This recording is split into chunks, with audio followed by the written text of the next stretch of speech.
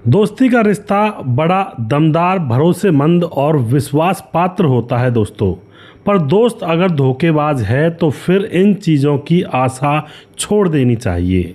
आज की जो ये घटना है दोस्ती के भरोसे के टूटने की घटना है, जिसमें एक कर्मकांड होता है, कहानी घटती है। उस कहानी के अंदर एक दोस्त की पत्नी भी सम्मिलित होती है और फिर होती है एक निर्मम तरीके से हत्या।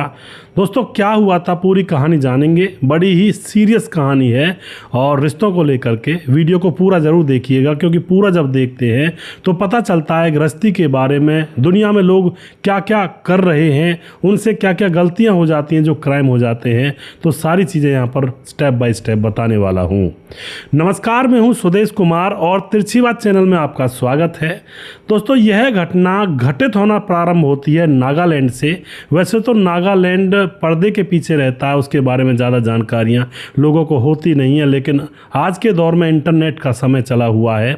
नागालैंड के नाम से अगर यूट्यूब पर भी सर्च करोगे तो बहुत सारे अनेकों वीडियोज़ वहाँ की संस्कृति और सभ्यता के ऊपर आपको मिल जाएंगे। तो नागालैंड के अंदर फौज के बेस कैंप के अंदर अमित द्विवेदी नाम का एक जो कि मेजर रहा करता है, जो कि वहाँ पर ड्यूटी करता है। उसके साथ उसकी पत्नी, जिसका नाम होता है शैलजा देखने में बहुत ज़्यादा सुंदर थी। कोई भी अनजान व्यक्ति अगर एक बार उसको देखता तो देखता ही रह जाया करता था।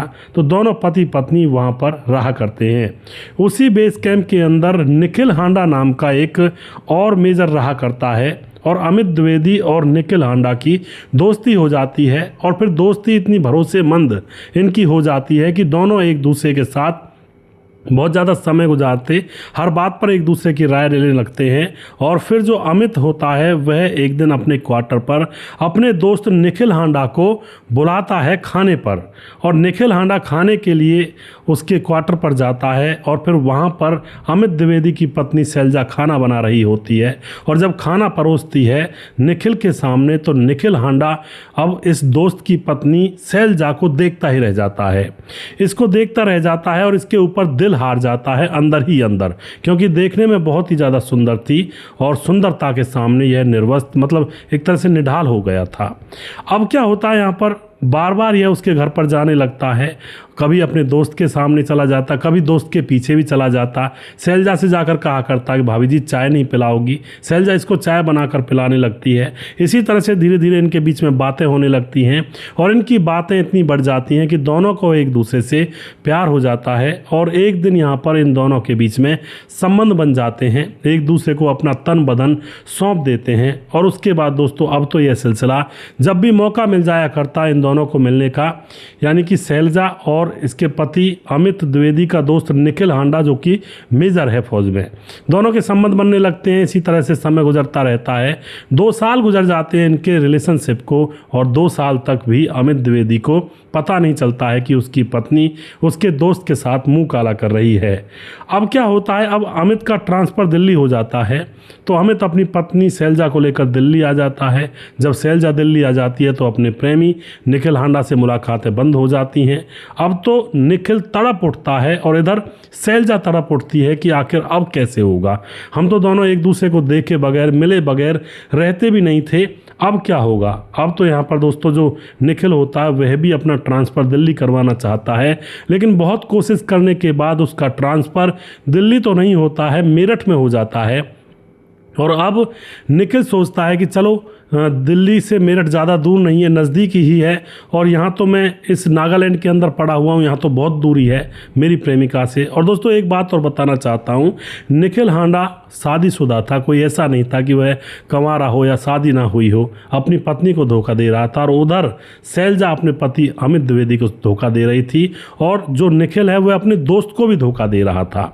अब तो निखिल हांडा का ट्रांसफ़र हो जाता है मेरठ के अंदर, और यहाँ आने के बाद अब शैलजा से उसकी मुलाकातें होने लगती हैं। कई बार शैलजा किसी काम के बहाने निकल जाया करती और अपने प्रेमी निखिल हांडा से मिल लिया करती, वह गाड़ी लेकर आ जाया करता। इस तरह से इनका प्रेम प्रसंग चला हुआ था। अब एक बार की बात होती है, शैलजा अपने पति से कहती है कि मेरे पाँव में मोच आई थी, मैं उसको दिखाने के लिए हॉस्पिटल जा रही हूँ, पति कहता है ठीक है चली जाओ, और फिर शैलजा हॉस्पिटल में अपने पाँव को दिखाने के लिए 23 जून को जाती है, लेकिन शाम हो जाती है, शाम तक वो आती नहीं है। और उसके बाद दोस्तों यह जो पति होता है हॉस्पिटल जाता है, लेकिन वहाँ पर बताते हैं डॉक्टर की यहाँ पर तो आई नहीं थी और ना ही शैलजा का फ़ोन नंबर मिल रहा था। पति परेशान हैरान इधर उधर ढूंढता, रिश्तेदारी में फ़ोन करता है, लेकिन कहीं भी कोई अता पता अपनी पत्नी का उसको नहीं मिलता है। तो एफआईआर दर्ज करता है कि मेरी पत्नी खो गई है कहीं, उसको ढूंढ दीजिए। पुलिस में जाकर एफआईआर दर्ज की जाती है। अब आ जाता है 23 जून दोस्तों। 22 जून को ये गायब हुई थी और 23 जून यहाँ पर आ जाता है। वो मैं पहले शायद 23 जून कह गया था, उसके लिए क्षमा करें। तो 23 जून को अब दोस्तों यहाँ पर क्या होता है, अब उसकी लाश मिलती है मेट्रो स्टेशन के पास में और सड़क पर मिलती है। लगता है जैसे किसी ने एक्सीडेंट कर दिया हो और उसकी मौत हो गई हो। किसी ने पुलिस के पास फ़ोन किया तो पुलिस वहाँ पर पहुँचती है, वहाँ जा कर के उस लाश को अपने काबू में लेती है। और पुलिस भी यही सोच रही थी कि इसका एक्सीडेंट हुआ है। और उसके बाद उसकी लाश को जब काबू में लेती है तो पुलिस को एक छोटी सी जानकारी ये मिलती है कि भाई इसका ना तो पर्स है, ना इसके पास कोई आधार कार्ड या फिर आईडी प्रूफ है, यानी कि वो सब चीज़ें गायब हैं। इसका मतलब यहाँ पर दाल में कुछ ना कुछ काला ज़रूर है। अगर एक्सीडेंट हुआ होता तो इसके पास पर्स तो होता, क्योंकि लेडीज़ आजकल पर्स लेकर साथ चलती हैं, आईडी प्रूफ वगैरह उनमें होते हैं, फ़ोन होता है, लेकिन इसके पास तो कुछ ऐसा सामान है ही नहीं। तो पुलिस को कहीं ना कहीं शक हो जाता है कि मामला गड़बड़ाया हुआ है। और उसके बाद इस लाश को पोस्टमार्टम के लिए भेज दिया जाता है। और फिर पुलिस को पता था कि भाई एफआईआर दर्ज करवाई गई है एक महिला की, तो निखिल इसका जो पति होता है जिसका नाम होता है अमित द्विवेदी, उसको बुलाया जाता है और उससे शिनाख्त करवाई जाती है। तो वह पहचान लेता है और रोने लगता है कि साहब यही मेरी पत्नी है। और उसके बाद पोस्टमार्टम करवाने के बाद लाश को दे दिया जाता है और पति अंतिम संस्कार कर देता है। अब पोस्टमार्टम रिपोर्ट आती है 2 दिन के बाद। रिपोर्ट आती है तो उसमें साफ साफ बताया गया था कि इसकी हत्या की गई है और उसके बाद इसके ऊपर गाड़ी चढ़ाई गई है, यानी कि पहले इसको चाकुओं से इसकी निर्मम तरीके से हत्या की है और उसके बाद इसको इसके ऊपर गाड़ी चढ़ाई गई है, जिससे कि यह लगे कि शायद यह एक्सीडेंट हुआ है।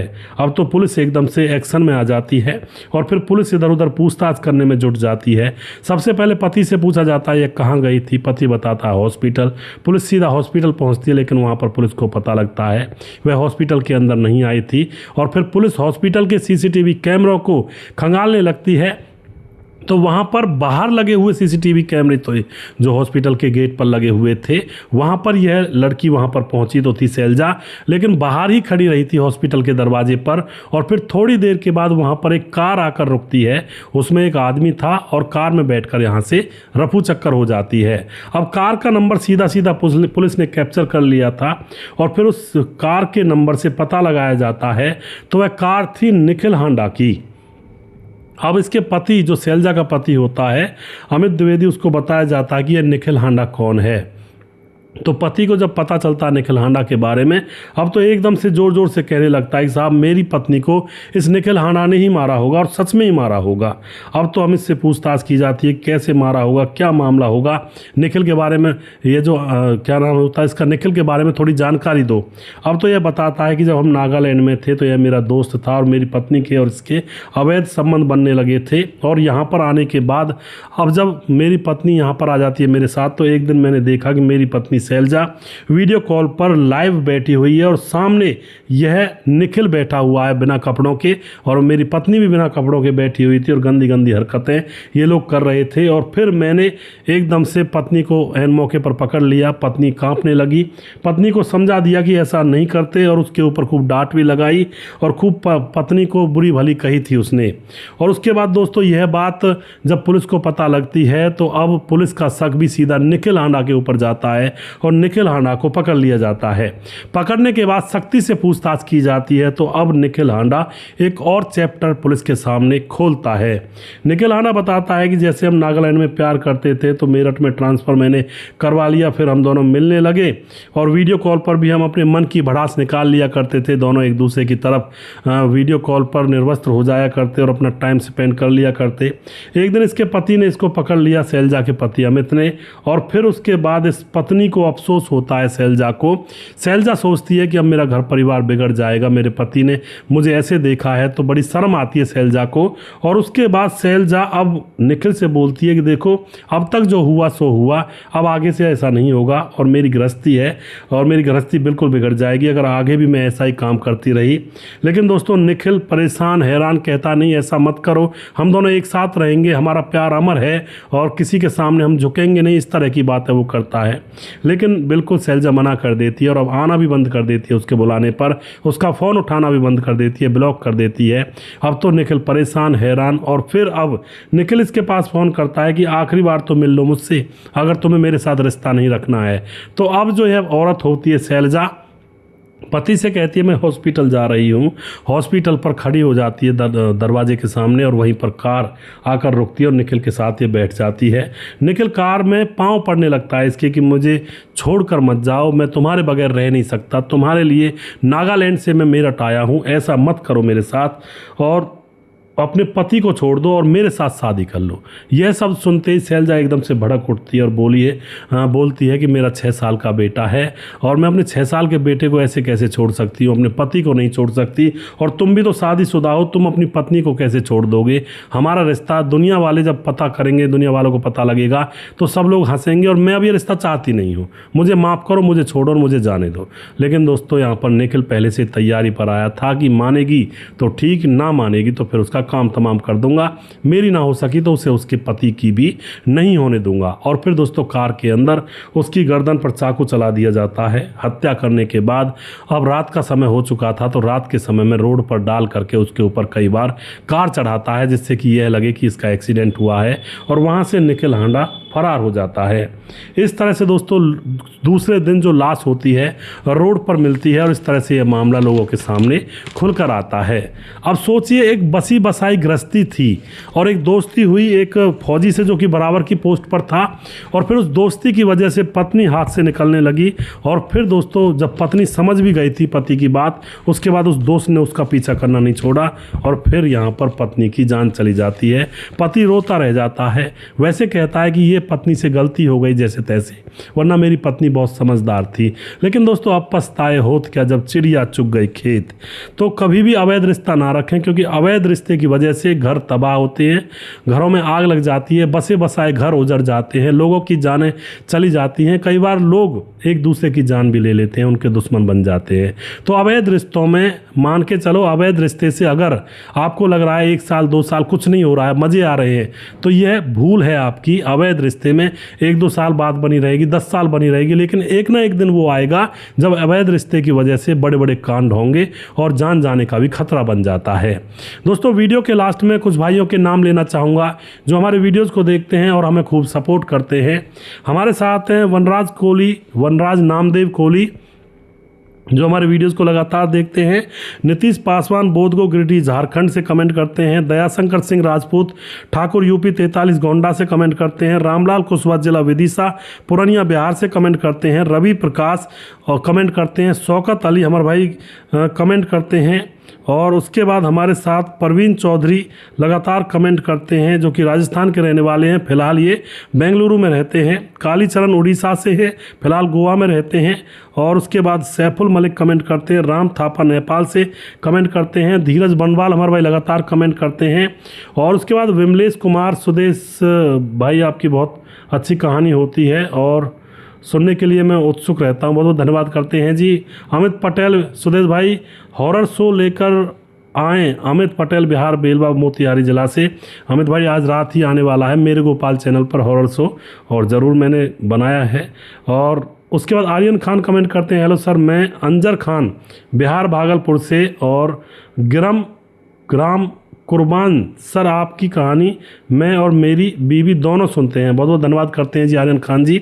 और उसके बाद हमारे साथ गुड़िया कुमारी, हेलो सर मैं नोएडा उत्तर प्रदेश से हूँ, आपकी कहानी बहुत अच्छी शिक्षा देती हैं।